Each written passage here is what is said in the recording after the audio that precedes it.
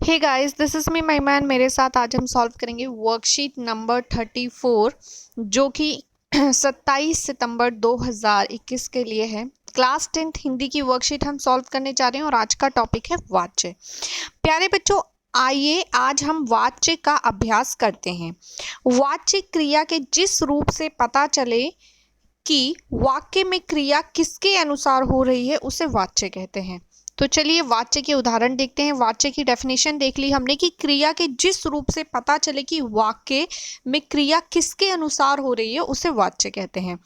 तो वाच्य के भेद देख लेते हैं। वाच्य के 3 भेद होते हैं, कृत वाच्य, कर्म वाच्य और भाव वाच्य।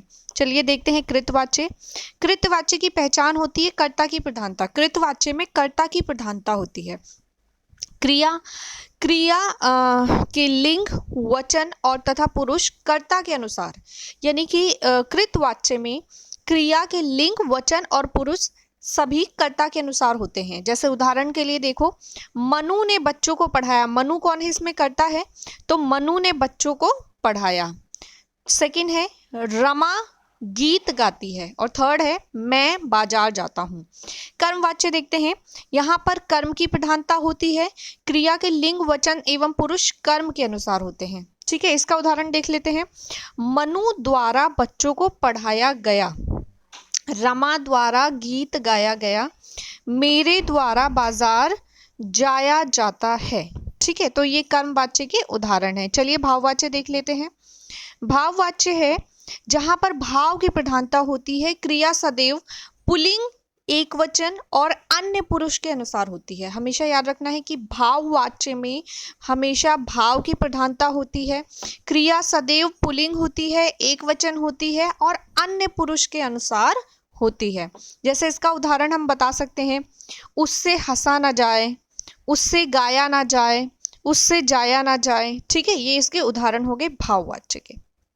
दी गई तालिका से वाच्य की पुनरावृत्ति कर नीचे दिए गए प्रश्नों के उचित विकल्प छांटिए। आपको क्या करना है, कुछ प्रश्न दिए गए हैं और उनके 4 विकल्प दिए गए हैं। एक विकल्प सही है और 3 गलत है। हमें एक सही विकल्प को चुनना है। तो चलिए शुरू करते हैं और देखते हैं। तो चलिए देख लेते हैं आज के प्रश्न उत्तर। आज का पहला प्रश्न है, फिर कभी देखा जाएगा वाक्य पहचानिए। आपने इसमें वाच्य पहचानना है। तो बताया गया है भाववाच्य है, कृतवाच्य है, कर्मवाच्य है या उपरोक्त सभी। तो इसका करेक्ट ऑप्शन हो जाएगा का भाववाच्य। कौन सा वाच्य है यहाँ पर, भाववाच्य है। चलिए बात करते हैं प्रश्न नंबर 2 की। उसके द्वारा निबंध लिखा गया, उसके द्वारा निबंध लिखा गया कृतवाच्य में बदलिए। इसे किस में बदलना है, कृतवाच्य में बदलना है। उसके द्वारा निबंध लिखा गया को कृतवाच्य में बदलना है। कृतवाच्य में आपको पता है किसकी प्रधानता होती है, कृतवाच्य में प्रधानता होती है कर्ता की। तो बोला गया है वह निबंध लिखेगा, वह निबंध लिख रहा है, उसने निबंध लिखा, उसने निबंध लिखा होगा। तो इसका करेक्ट ऑप्शन है ग, उसने निबंध लिखा। ठीक है, उसने निबंध लिखा, गा ऑप्शन करेक्ट है। प्रश्न नंबर 3 की बात करते हैं। उन्होंने उछलकर डोर पकड़ ली, उन्होंने उछलकर डोर पकड़ ली कर्मवाच्य में बदलिए। इसे कर्मवाच्य में बदलना है। तो उनसे उछलकर डोर पकड़ी जा रही है, उनके द्वारा उछलकर डोर पकड़ी ली जाएगी, उनके द्वारा उछलकर डोर पकड़ ली गई, इनमें से कोई नहीं। तो आपको बताना है। तो इसका करेक्ट ऑप्शन हो जाएगा गा, उनके द्वारा उछलकर डोर पकड़ ली गई। ठीक है, तो गा ऑप्शन करेक्ट हो जाएगा। क्वेश्चन नंबर 4 की बात करते हैं। वे बाग छोड़कर नहीं उड़े, वे बाग छोड़कर नहीं उड़े। तो इसको भाववाच्य में बदलना है।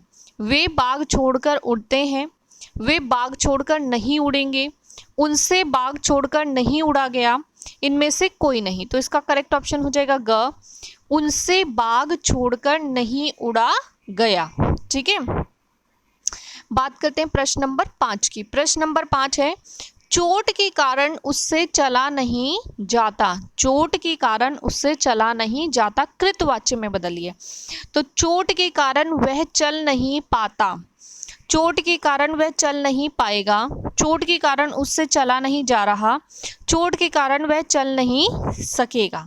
ठीक है, तो आपको बताना है। तो इसका करेक्ट ऑप्शन हो जाएगा क, चोट के कारण वह चल नहीं पाता। का ऑप्शन जो है वो 5वें का करेक्ट हो जाएगा।